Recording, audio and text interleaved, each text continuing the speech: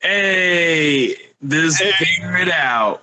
And I am Duels, and that is. We got Steven Stopper here, and I'm Tyler Haper. Oh yeah, our first guest on the show, Tyler Haper. All right. Thank you. Great to be here. Great to have you. Great to have you. Yeah. Let's get into it. So, what were we talking about for the folks? we were talking about just relationship issues. Tyler and I, we both want like semi-serious relationships, but we're not looking to get married or have kids or anything like that. And when it does get to the point where a girl is talking about that kind of stuff, we're trying to figure out how do we politely get out of that situation. Basically, was the conversation we were having. And perhaps it's something that we should discuss from the beginning of the relationship. Is that correct, Tyler? Something on those lines, yeah. Yeah. Well, Tyler, I was talking about. We had been talking about in the past about living in a way that when you look back, you're proud of yourself, because if you do things that are dumb as you get older, you look back and you regret them. So you can kind of try and avoid that in a way. And we were starting to talk about how relationships are, not, that's a different category, but the same thing applies to that. There's been enough of them that we've looked back on that we, didn't, what's it called? Yeah, we don't want to hurt anybody. Yeah, so we weren't proud. We want to have on every relationship that we have, right? Yeah, we're kind of talking about that, yeah. So you ain't a player, you just crush a lot, huh? Something like that, yeah. Yeah, cheers to that, mate. Well, I think part of it is, we live in a whole different climate right now between men and women. And, I've been, berated in public and social media on this, but really of taking, that anti-feminist stance, which is, really not feminism is dividing man and woman because it's a conversation. When you're in a relationship, it's both parties have to prosper, and so it's not just like guys turning into this feminist bullshit of who they're not. It's like it's got to be this give and take. Like, what are women gonna do for the relationship just as well as what the guy is gonna do for the relationship? Well, I think feminism originally was supposed to be about equality, and it turned into guys do all this shit and they should pay for it now, sort of thing. Does that make sense?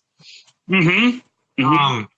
I feel like the feminism that most people have to deal with nowadays is not real feminism. It's women feeling like men need to pay for their past transgressions. And different generations are interpreting it differently too. True. Mm-hmm. Because there's been different generations of feminism, and that's the thing. Like, of course, like most guys, like that's what it is. Most, conscientious, like just like regular guys want man and woman to be equal. But that's an egalitarian. That's just like common sense, like human stance. Like any good person would want that, man or woman.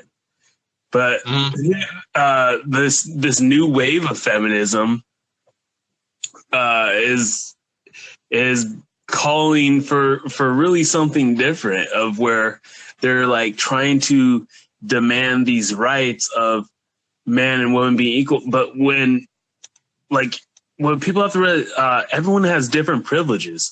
Like, there's this whole thing now, especially, I feel sorry for you, Stu, like against the white male, where it's like, Oh yeah, no, it's all this white male privilege because they have this whole thing of intersectionality of where of bullshit of no. Because we've been the oppressors for so long. It's like who's the most oppressed?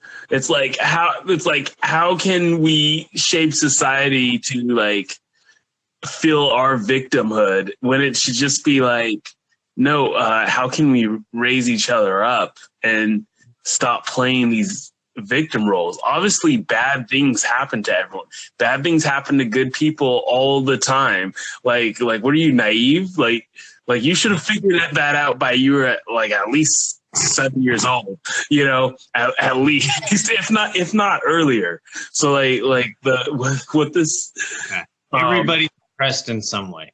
Yeah, and their rhetoric is they're just given this pass of because this is standing up for all women. So like no matter like how hateful or deplorable like the rhetoric they spew, like we just need to stand together because and it's like and it's not only it's misandrous against men, but it's really who it ends up hurting the most is women.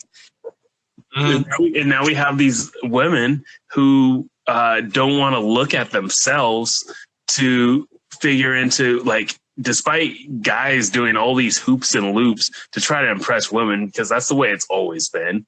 Like, come on, let's get real. They don't want to put in the stakes of being a real woman for these men. And it has to go both ways. Mm. Well, now you talk about trying to impress women. My problem with that is, like, if you really want a real relationship, I don't. Okay, well, I'm just saying, like, if you really want to have a real relationship, you shouldn't have to force anything. There should be no, like, I need to impress this person. They should already be impressed by you. They should just like you the way you are. And otherwise you're just being fake. You're trying to create something that isn't there. Yeah, and that's where I think it stems from, is that the love has to start from a genuine place. Mm-hmm. In regards to your relations, what do you think about that, Tyler? Well, I think I was thinking a little bit ago, women have a lot of risk. They look back on the past, like say the 50s, where they're a housewife, and they look at the percentage of failure for, marriages, having a high percentage of divorce rates and everything. And they look at it like, it's like a challenge, I think, to them.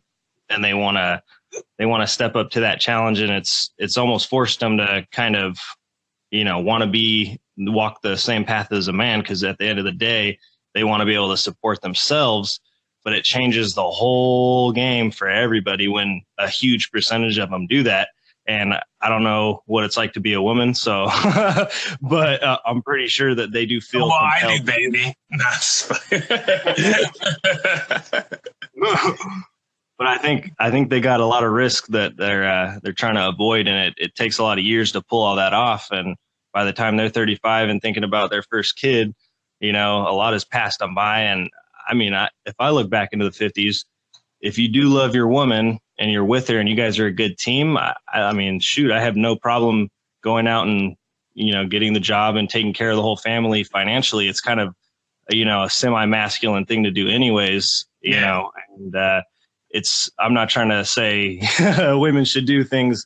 They should do things how they want. But I mean, I had respect for the idea of what women were doing back in the day. I don't think that's something that we look down on as much as they think that we do, kind of thing. But I also think that they do take a lot of risk if they go that avenue, if they don't have a backup plan, especially with, divorce rates, what they are. So it might be just kind of an evolutionary inevitability right there. They just are trying to cover their ass almost. Yeah. I think a lot of like those divorce rates, they stem from, this new way of thinking. Cause really, if you look at it, Jordan Peterson talks about this of like result of outcome, and like here, like, cause like you're always going to have that catch-22. It's like if you want more freedom, right, then you're gonna also have to deal with the responsibility of that added freedom. And so I want that freedom of choice for women, but if you have that freedom of choice, you have to accept the consequences that come with it. So here's the thing, like you can choose, to do the traditional family and everything where, the man provides, like the woman stays at home, like whatever, right? Not necessarily, but like in some regards of that, but or where the woman wants to, have her quote unquote independence, where she's working her ass off, and then, but then has these expectations might be different too. Yeah, and then her expectations are going to be different, and where and I feel like we're kind of in the middle of that conundrum, you know what I mean? Like we're trying to figure that out as a society right now. That's kind of where we're at, is right in the middle. And it has become more expensive to live. So the idea that you want to have a 2-income family it's attractive to people because they can get a lot more done a lot quicker. Well, the workforce is double too, because women are all now working. Family, then everyone should just be gay, right? Or statistically, because then that would be the higher income. Fuck. I'm completely pulling chains here. I didn't hear the setup to that. My bad. I was Stephen was talking at the same time you were. Might as well just all be gay. Well, that's an interesting thing to say, actually, because really, I mean, at the end of the day, now the dynamics are so similar to each person's life and pursuits and day. Shoot, you're coming home and you're basically talking to your buddy that you live with about how their shitty day went. When you talk about your shitty day, they talk about their shitty day. And there's almost no separation, It's almost kind of more attractive to have a girl that does have a different life, and maybe even something if she was to contribute in the way of taking care of the house a lot, because that's a lot of work. It can be a lot of work. And if you have kids involved, it's definitely a lot of work. And there's value, and because it doesn't stop there too, because it wasn't just about, taking care of the house or whatever, but then, these women would have the whole role of, always being there for the children and everything. And then there's this whole dynamic. But then if you look to say, which is good for the kids too, I would think. Yeah. In regards, and whether it be the woman or the man, just, having a parent that's always, or not always, but like at home a lot, whether it be the female or the man, because that's changing a lot. There's a lot more, stay-at-home dads. And I'm down to do that. I can do that. Yeah, I'll be a stay-at-home dad.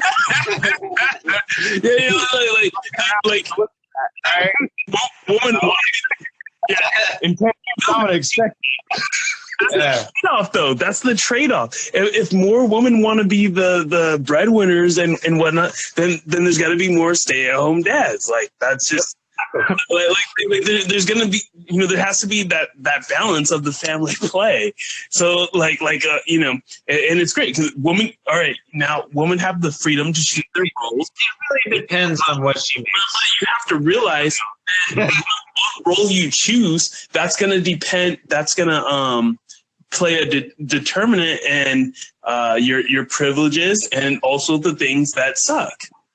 And they want to. It's like with the feminists, they want to keep all the things that women had before, but then have these other things, and it's like no, like there's a give and take to everything. Mm-hmm. There's always going to be a give and take. Yeah. And if you're the same team, and one of you guys is operating at the house and keeping that locked down, and the other one's out there working for the cash and keeping that locked down, you guys are still a great team at the end of the day, and you're proud of each other for what you're getting done together. But yeah. And that's what a relationship's supposed to be, is like you're working as a team. I don't see that as a lesser job. No, not at all. No, whatever the woman decides to do, whatever the man decides, it's because it's that's what people sometimes lapse on, is that it's not just about that. It's about the family, and that's what's going to make the relationship work. Whether it be even when it's just the two people, the two in the relationship, or when kids get involved. So going forward, back on your guys' point of how can then what do you want to tell women in regards of like, hey, like, look, we're trying to live our lives just like you, and like, how can we make this work between us? And then also, what's some things that you think you need to take notice to of, like, all right, how are women changing in our society? And well, that's another thing we're discussing, is just totally being straight up, not trying to play any games. Just be like, hey, this is what I'm looking for. This is what I want out of a relationship.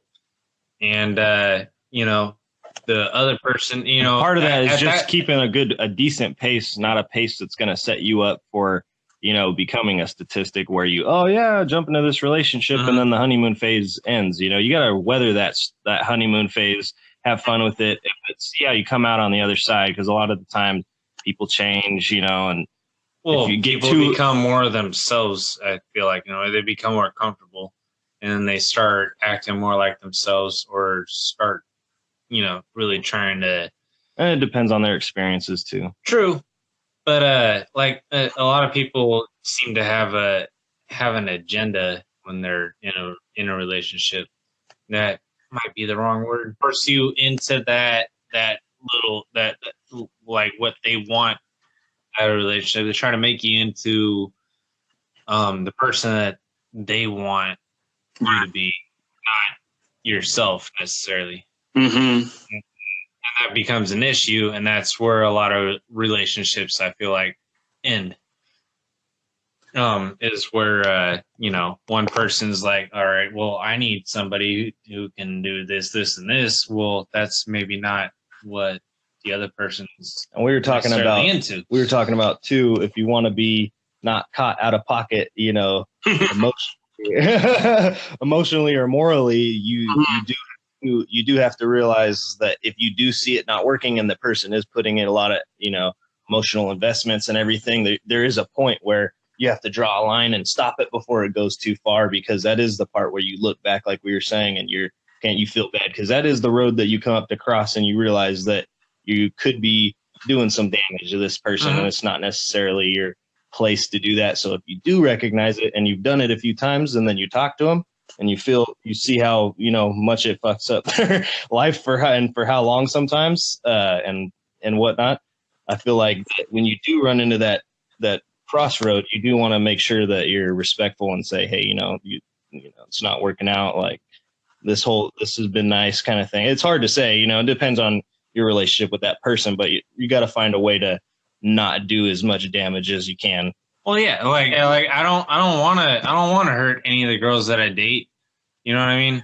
But I do have certain expectations, and I know that whoever I'm dating might have different expectations. Yeah, I try to be realistic about it. I feel that one.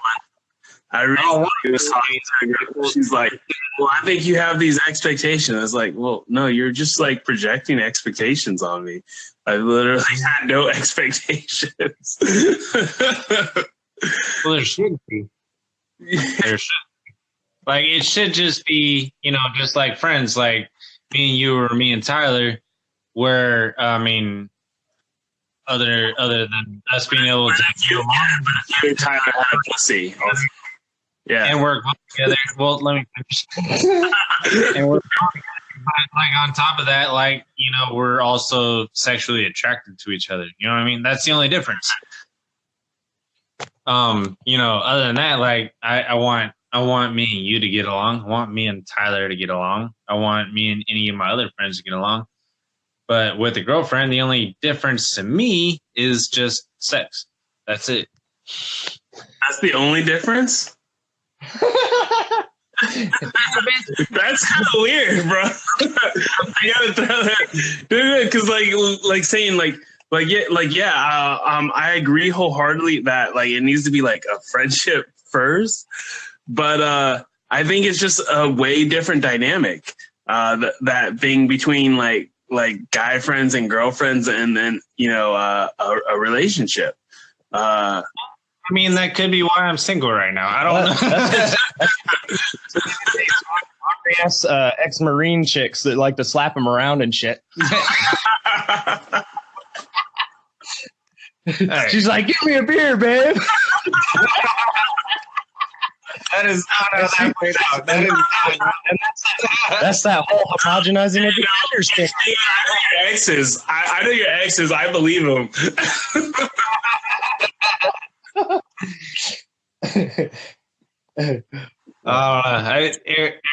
Every ex-girlfriend is different from the last one, like completely.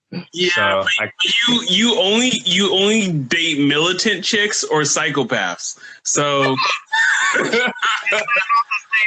is it? I mean, I don't know, because or chicks that talk about taking big poops and stuff like that.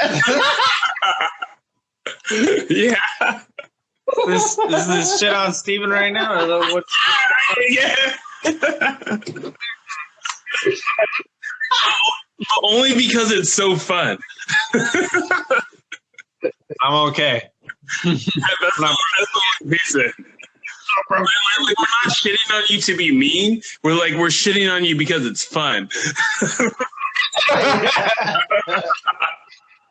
Yeah. It would have been more fun if it was somebody else getting shit on, but it always is, isn't it? I'll be him. I made plenty of beautiful mistakes, as artists would call it. Happy mistakes. Oh shit! Yeah, that would hit. I'm gonna hang up that happy mistake in the garage.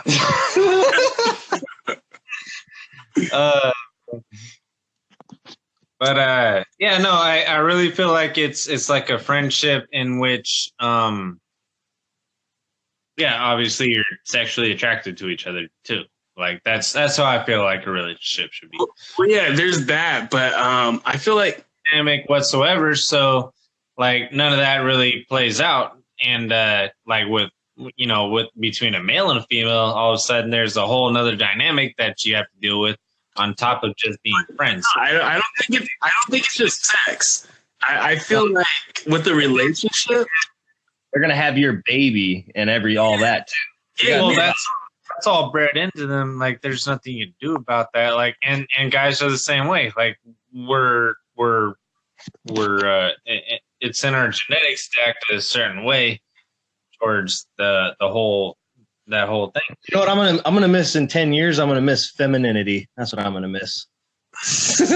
the way that they're going. Nah, I'm just kidding. But I find that attractive. Right. But luckily for me, I've always had a fucking androgynous mind. So about half the time I'm attracted to women who are very masculine. And so like this whole like new way, it's actually playing a little into my favor. So I don't mind it in that regards. But no, the whole thing with like the relationship thing is like you're working up towards something. You know what I mean? Because otherwise, why be in a relationship? Yeah, and when it's not gonna work, you gotta. Yeah, if not, just like it off. But part of the whole gamble. That's what makes it fun. We were talking about too. We were talking. So like, I'm sorry. If you try to be helpful to some female, just to be helpful. That's why my sentiment is that if you're really like about feminism, if you're about like actually like what is really egalitarian, that all humans are fucking equal in the eyes of love, which is what I believe.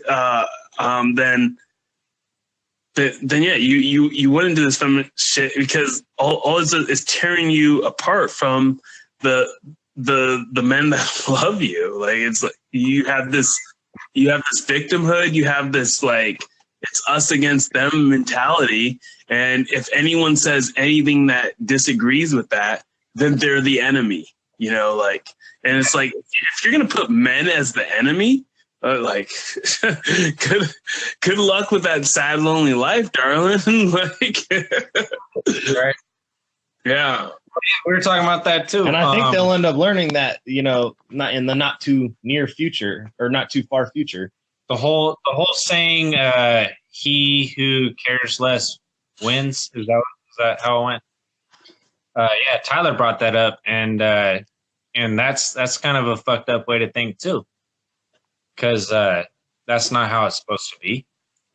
It should be some sort of equality there too, right? I mean, you guys should both equally care about each other. It's not a race to see who gives less of a shit. Damn, dude, that's like on a relationship status, like you know, like race to the bottom economics. That's like that with relationships. Like, I don't give a fuck. Well, I really don't give a fuck. It's a jaded, poisonous way of being too. Mm-hmm. But that's how some people think. It's like, all right, I'm gonna cheat on him before he cheats on me, or I'm gonna cheat on her before she cheats on me. Like, no, that's not how it's supposed to work. Yeah, no, that's the eye for, you know what that is? That's the I don't know what to say, but no, because that's exactly the eye for the eye. The whole world is blind mentality. But like, all right, these are the evil people, so like we need to destroy them. And then they're like, "Oh, you think we're evil? Well, then you're evil. We're gonna destroy you." And then it just never ends. It's just utter destruction into chaos. Hey, I'll be right back. I gotta use it. But you got Tyler right here. All right. What you got to say on that, Tyler? You know, I was thinking, you know, it's pretty similar to how I was thinking. Yeah. Covering so far, this is episode 5, right? Or 6? Yeah. This technically episode 5. Right on. Yeah, you're a first guest on the show, so congratulations. And thank you. A nasty hangover to do it too. I was telling him I wish I was mentally a little quicker, but we'll do our best. Well, no, it's perfectly great because Steven and I go into these a little tipsy, just because. You know, we're naturally laid back cats anyway, so we're like, all right, like let's pop a few so that we just get our fucking tongues going into gear. The juice is flowing. Mm-hmm. Exactly. Back. He's quick. Yeah. So you guys are the ones who proposed this subject. What's something? How did this come up anyway in the first place?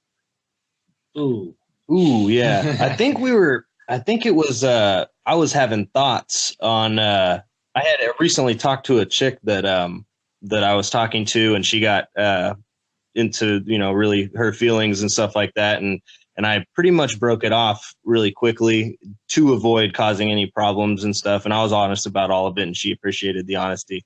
And but she didn't talk to anyone for a while, and we met up later, and we ended up getting, you know, together again for a night type situation, but it ended up causing her emotional distress. So we had a dinner and we sat down and talked about it, and she was like, you know, I love you, and I just wanted you to know that because I thought if you knew that, you'd treat me different. And I said, yeah, you know, I definitely won't be, you know, we won't be having any sexual contact anymore. We could still be friends and stuff like that, but that's obviously not something we're going to be doing because I can tell that, you know, even though it can be done, it's going to be probably damaging to her in the future. And she knew that too. So I had done that, but not as clean. to a lot of earlier relationships that I wasn't as, prepared for type thing. And I've caught shit about it from a lot of them. And you started looking back on your old and I started looking back, and I did want to look back and be able to say, like, hey, at this point I do understand how this goes. So I do want to make sure that I'm not, hurting any feelings, because it can be damaging, and it, it causes problems in a lot of people's lives every day. So I was just more or less trying to be, we were just talking about being good people. Yeah. And that was something that we had just kind of dealt with coming full circle a few times, and we were able to like grow and learn from that. But yeah, I have to go first before the relationship. Because like you can't have a good relationship if you're in a relationship with someone who's not willing to be a good person on all ground. Like it takes that kind of discipline. Yeah, and you don't want to be some manipulative sociopathic person just using some poor girl, and lead her down, some path that's going to be bad for her, knowing full well what you're doing. You don't want to be that guy. So once you do realize how that all works, you kind of have a choice to make. Do I be a dog, and keep doing this shit? And you have to look at yourself in the mirror every day too. So once you do understand that stuff, you do actually have to, pick a way to go. And, some people, they keep going and they learn later and they'll make that change. But I think I've kind of realized that. And holy shit, you are quite the man. Wait, you're telling me you can look at yourself in the mirror?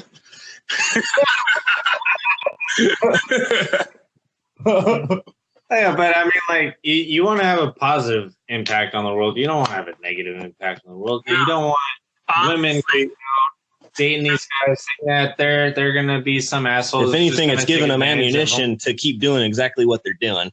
The reason I made that joke is because we're getting a little toward the end here, and I want to transition to something Stephen and I were talking about because he was telling me that you guys were talking about this, and so this kind of came into about the one good man syndrome. And so I wanted to really touch on that and hear your thoughts about that, Tyler, because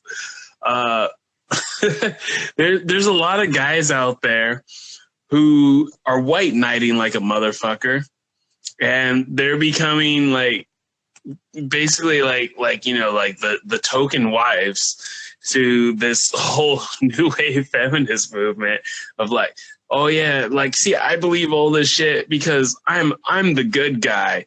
Like all those not like them. I don't like, I don't want to fuck women. Like, you know what I mean? Like I'm just just for her personality. And we're like, okay, yeah, there may be a few, but yeah, still, regardless, at some point you're gonna want to fuck. Like what's the guy talking about? You know what I mean? But just like, yeah, no, like. Like, yeah, oh, the Me Too movement. Yeah, because all these guys need to, like, just look at themselves of, like, what they've done. And these days, it's everywhere. Yeah. I mean, I think it's a joke. I think it's pretty funny. Mm-hmm. And I think the truth is, when I see the people that are doing it, whenever I see them doing it, I'm like, yep, I've always known you to be that type of person. Yep. It always makes sense when I see doing it. Here's my whole problem with it, is that when I hear a woman talking about that and like, oh well, like, my guy here like completely agrees with me, and I'm like, and I'm just feeling for her so hard, and I'm like, fuck, dude, you're making me into a white knight because like I feel your sentiment, but all I can think about is, this guy's just fucking agreeing with you because he wants to fuck you. Like, he's not a nice guy. Like, this is a guy with no fucking worth. You know what I mean? He has no fucking, like, taste of his own. So his only chance is to be a nice guy, quote unquote. You know what I mean? And it's like, fuck that guy, dude. That guy is a fucking pretty hypocritical. Super easy for us to pick it out and for us to recognize it, but then it's frustrating at the same time when you watch it work and you're like, oh man, that chick's so dumb. That girl, she felt No, but she's not like she's going to this whole climate of things happening now. But then there's these guys fucking just preying on it because they never had anything, you know, substantial to like be a guy for a woman. And you know, like I don't know, like you know me, I'm very feminine, and I've just like kind of cast away to that whole like macho bravado. Not because like I'm against it. I'm actually very like for the balance of masculine and feminine energy. But for me, it was just like, well, I'm not that way. I'm feminine by nature, and but like I'm also still very masculine in certain ways. But like I just want the best for people, so I'm gonna like like go here and just kind of like observe this way and do my own thing. But I mean, there's these guys who've like never offered anything. There's just these really weak guys, because like that's my thing, is like just because you're feminine doesn't mean you're weak, which is a common misconception, I think. Anyone could take advantage of it usually. Yeah, but we're like these guys coming out now, they're like, I support this woman movement, and it's like, no shit, every guy does. These guys like have to make a point. They're virtue signaling because they really have no worth to give them, and these women are falling for it. They're like, see, this guy understands me. And it's like, no, that guy is trying to fuck you, and he has no other way to, because he's a fucking weak guy. I wonder how that works out. I wonder how that works out in the end when it's all said and done and that honeymoon phase is over and they're still left with each other. I wonder how that works. Like, does the guy just try to change as much as he can to as much as he can in his nature and everything, and then it becomes a habit, and then does he change forever? Is that what he thinks? I feel like that guy either just becomes like the complete fucking cuck, like just the most emasculated man possible, of where he's just like caving into everything and he has no like self identity, or it just breaks off, because there's no other possible outcome. I mean, you can't just suddenly be like, no, actually I'm very masculine. Halfway and it's too bad it's her to like, oh, okay, well, I'll just change. It's bad the chicks are advocating for those dudes that act like that too, because more youthful people are going to look at that and they're not going to really understand the situation. They're just going to start aiming towards being that way, so that they can. They're thinking, oh, that's the way to be a good guy. I just have to cave into everything that they say as a woman. It's like, have some self-worth. Be your own individual. Like, what the fuck? But it's sad. It's like, and so now like these girls are getting these really like half-baked fucking guys, and the guys are like going along with it just to try to get some pussy. I don't know. They're just trying they're trying to be a chameleon and just blend into whatever is presented to them. They're like, hey, this is a new path to least resistance. I'll take this one. Hey, here's a new thing. Like, hell, I could grow a big ass beard and like do whatever these girls want. Yeah. Hey, you notice the beard trend too. That's no, I had this roommate though. No, I had this roommate, and she had like the weirdest obsession with like guys with beards. I was like, that's the trend now. Okay. I just thought guys grew them when they wanted to, and like if the girl was with it, then she was like, "Ooh, keep your beard," and if not, then she's like, "Cut that shit." Like I didn't know like there was this trend until her think that's another path of least resistance, but from a woman's angle. They're like, oh, yeah, I'll get this guy. I'll be like, hey, nice fucking beard. Yeah, I got it. Oh, do you not cut that because you never try to get a job? Even like 90% of jobs say you have to have either a trim beard or no beard. You know what I mean? Because like there's no in between. Like you know what I mean? If you have a substantial job, you gotta be one way or the other. And they're just like, yeah, no, fuck it, that bearded guy. Oh yeah, he doesn't give a fuck. Yeah, he doesn't give a fuck because that guy's got nothing. Yeah, I'll do that because a lot of guys could cover their ugly mug with that beard and be like, hey, fuck it, I'm attractive now, Yeah, right. All right. As long as his beard covers up half his face. He's like, yeah, he's sexy. I like. Yeah. If I don't have to look at 50% of his face, he's pretty hot. A lot for the overall package.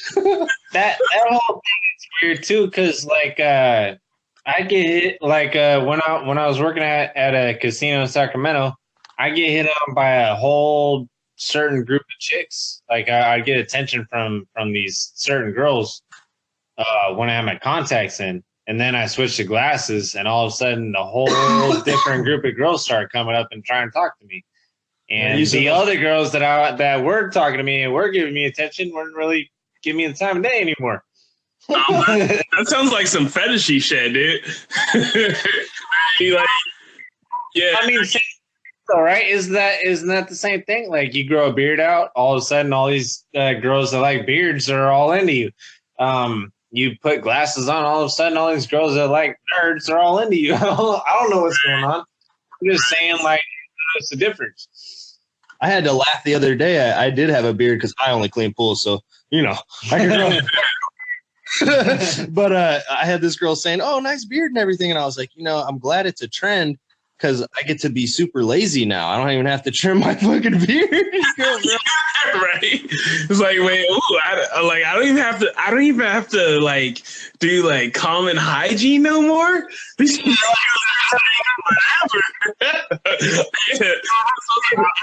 Before, but now I don't have to do shit for a month and a half. Okay.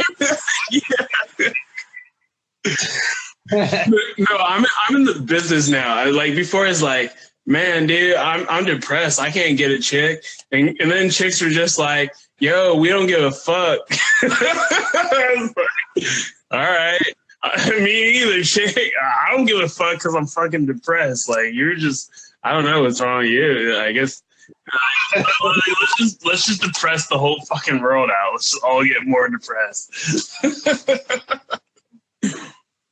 Even if I am depressed, I really want to make people around me happy. You know what I mean? No, because for me it's a chemical defect. It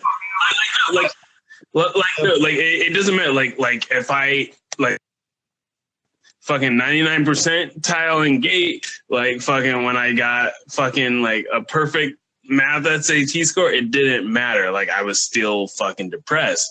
Like, and you remember like when I was in college with you, Steven, like, remember I'd get fucking straight fucking A's and I would still fucking be sad. like it was just like, it didn't matter. Like, oh, I accomplished something. Oh yeah, that's great. Like I've just always had to fucking deal with that shit. But like, so I don't know. Like, is the world crashing down? Is like now everyone coming to my page? It's like, oh yeah, welcome to my life. Like, I don't know. Maybe it's something they're putting in the food or the water, man. Yeah. Unless you're Flint, Michigan, we were talking. In which case, you get no water. You get no water. They're like, can I have some more? Yes, more beach. Right? No, it's great because now it's like it's equal playing field. Because before is like there's oh my god, a fire, like you don't give a fuck. It's like Yeah, no, I don't give a fuck. Because I was watching, what's his name? Neil something or other, who used to write for Chappelle. His stand-up was fucking amazing.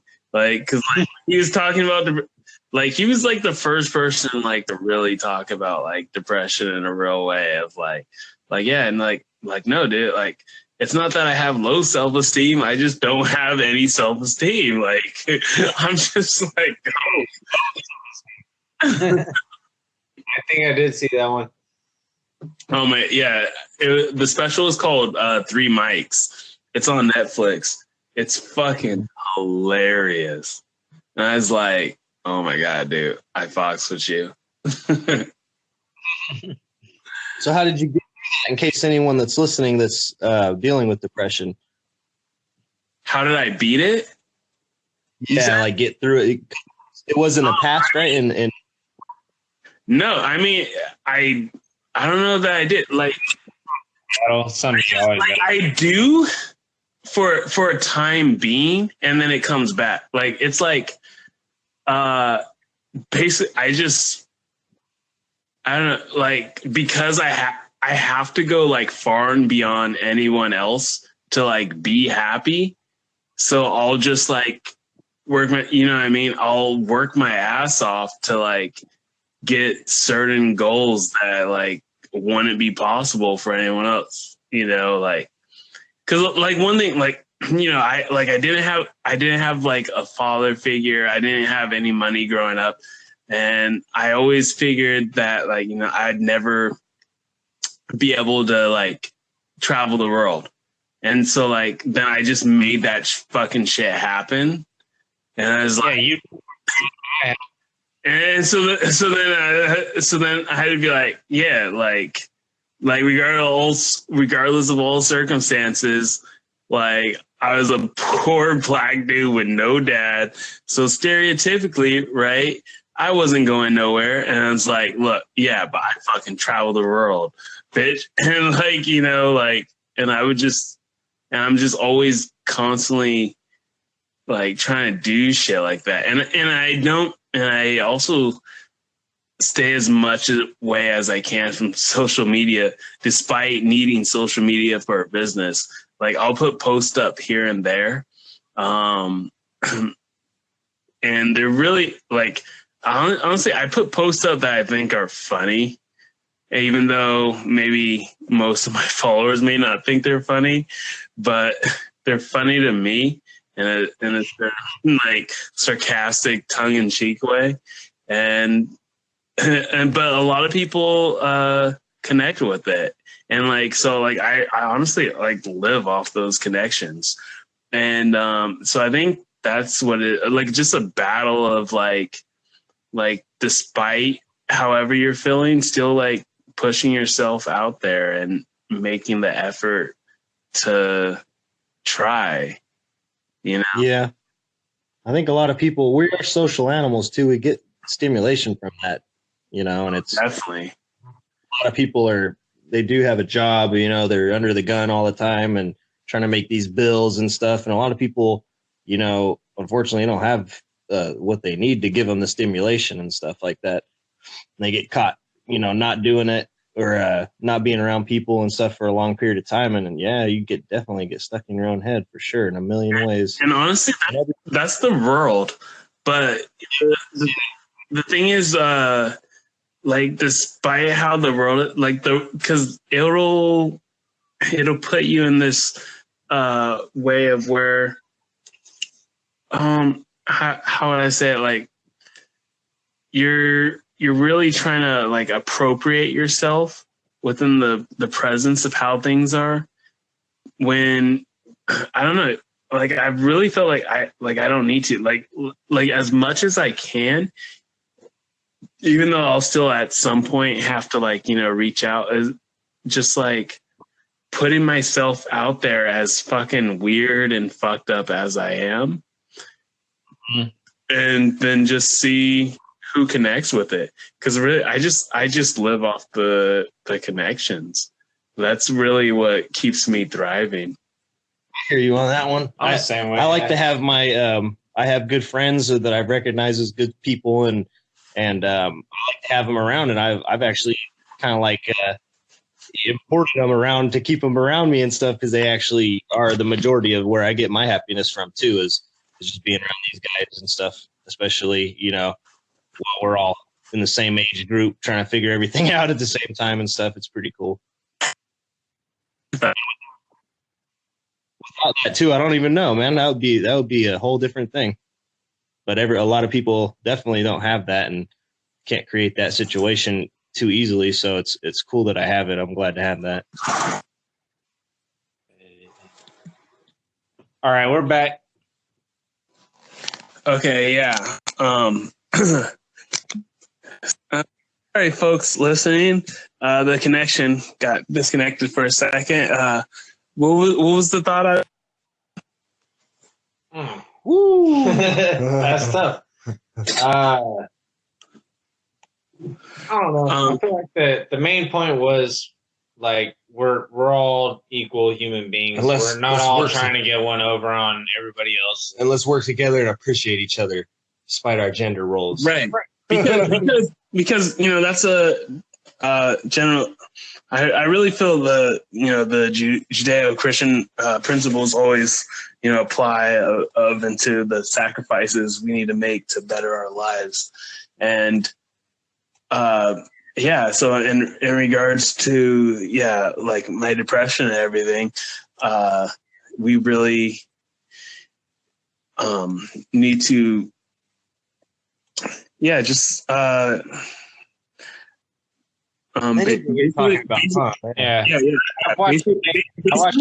basically give up any fronts of our own ideas and just be like, all right, these are the ways like I could be wrong, and like here's what I'm giving out, and rather than allowing yourself to go into the reclusive nature of drawing back from these all the things out there, because there's so much that would make us not get used to being by yourself. Mm-hmm. Yeah, every decision you make can have either a positive outcome or a negative outcome. I believe this was something else Tyler and I touched up on a couple days ago.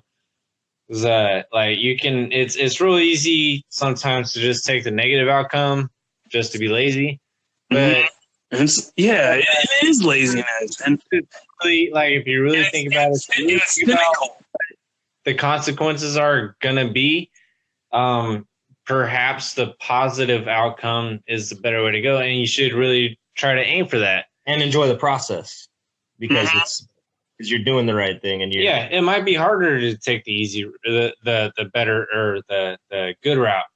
It might be harder, but in the long run, it's going to pay off way better. It's going to be hard, especially like, and I get this for any listeners out there who have like social anxiety or like depression, because like, trust me, I've dealt with that in tenfold.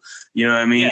And but you have to take that leap, because otherwise you're not going to go anywhere. And so another analogy would be like, rip that Band-Aid off, just tear it off.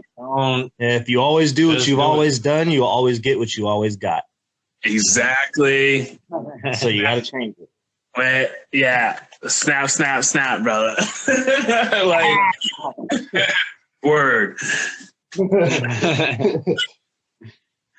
Like, only life was as easy as just saying those sayings, but still. Right? No, the actions are obviously more difficult than just saying them. No, but there's so many people just smashing their head on concrete. They're just like, oh no, I need to do this way, and like because that's the majority, so I need to go against that, because then I'm being a rebel. Like, no, like, if you really want to be rebellious, like, take care of yourself, love others, because that's rebellious in this world. Because in this world, evil reigns. You know what I mean? Like easily. And it's so easy to fuck people over. It's so easy. So are you kidding me? So like, if you really want to be rebellious, take the harder route. Try loving your enemy. You know what I mean? That's rebellious. That's what I say. Like Brennan, Stephen, you already know this, and Tyler is the Judeo-Christian principles are our stronghold, and people want to deny, and people are gonna, send in their comments about, why, I'm discriminatory in that fact, but it's the truth, and yeah, like usually the better way is the harder way. That's yeah, because and how the Bible and even the Quran, the Bible and the Quran both describe it in this way of the straight and narrow path, and the road to sin and hell is far and wide. Like anyone could do that. You know what I mean? But if you if you really want to be rebellious, love yourself, love your neighbor, love your enemy. That's tough.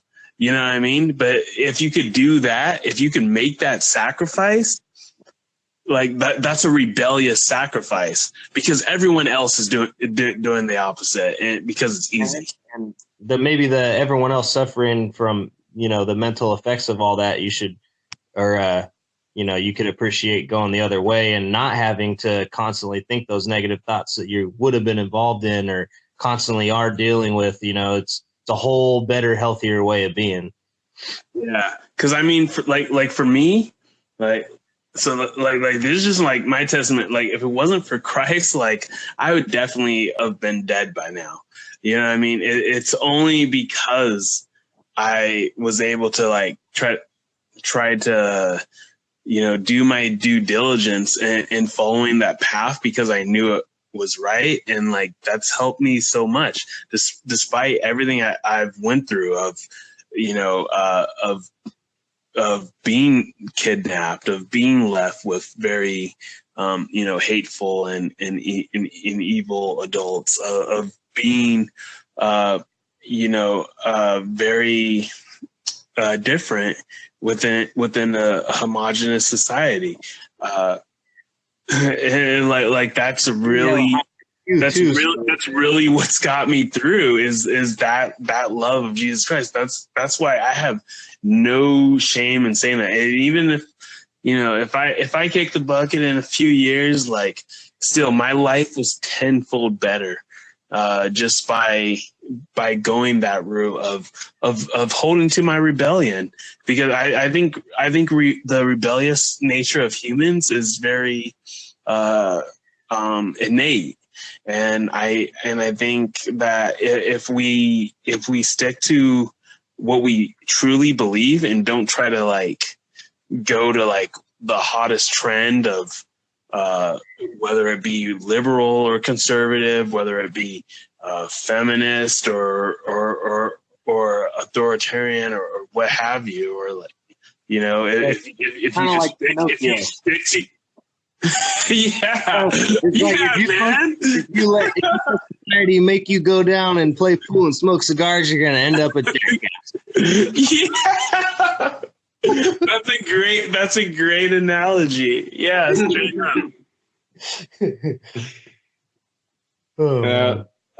you want to wrap it up with that? Yeah. So to all the folks listening, go out like Pinocchio.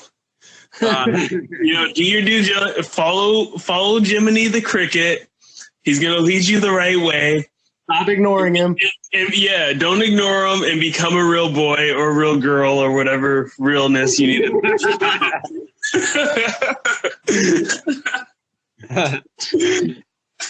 All right, y'all, figure it out.